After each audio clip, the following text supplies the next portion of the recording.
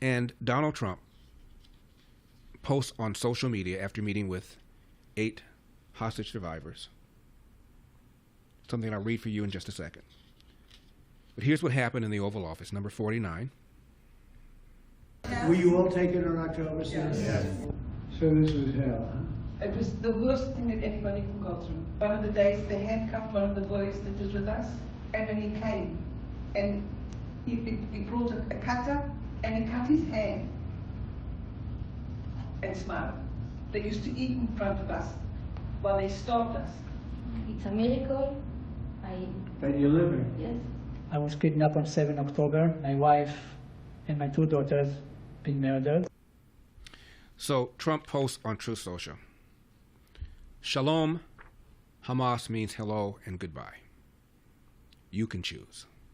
Release all of the hostages now, not later, and immediately return all of the dead bodies of the people you murdered, or it is over for you.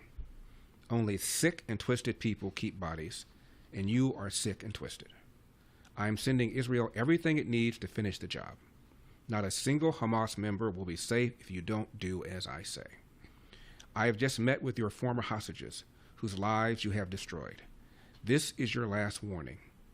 For the leadership, now is the time to leave Gaza while you still have a chance. Also to the people of Gaza, a beautiful future awaits, but not if you hold hostages. If you do, you are dead.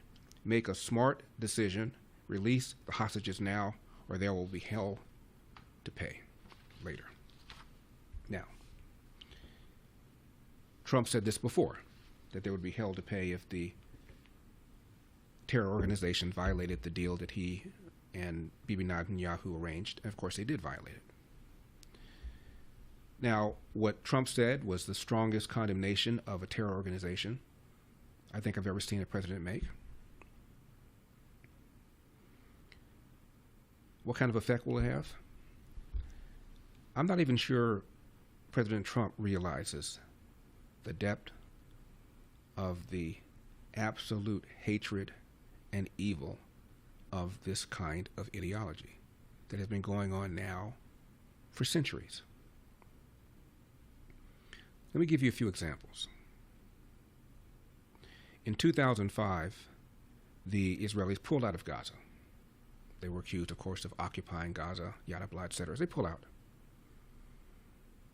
And they hold elections. Hamas wins, an organization whose charter called for not just the destruction of Israel, but for the destruction of Jews anywhere and everywhere. One of the candidates is a woman known as Miriam Farhat. She became famous when she filmed her 17-year-old son, who was about ready to engage in, people call it suicide bombing, I call it homicide bombing. She's praised him, said, my son is about ready to go in and engage in intifada. I'm so proud. And then after he did it and blew himself up and other people, she filmed herself saying she's never been more proud. She has 3 sons, all of whom were killed in self-inflicted homicide bombings. She had a son that was killed by the IDF while preparing an attack against Israeli troops.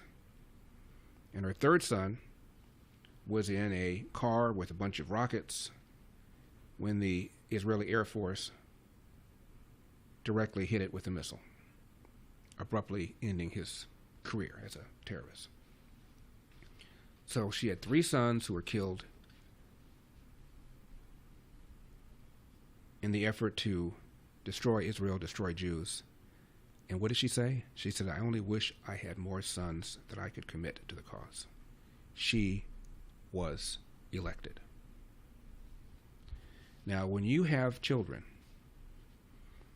and you're perfectly happy sending your children to death, as long as they take a few Israelis with them, what is there to say? General George Patton famously said, the object of war is not to die for your country. The object of war is to get the other poor son of a bee to die for his country. But when the other poor son of a bee wants to die for his country, as far as I'm concerned, all bets are off. full shows live and on demand. It's Salem News Channel.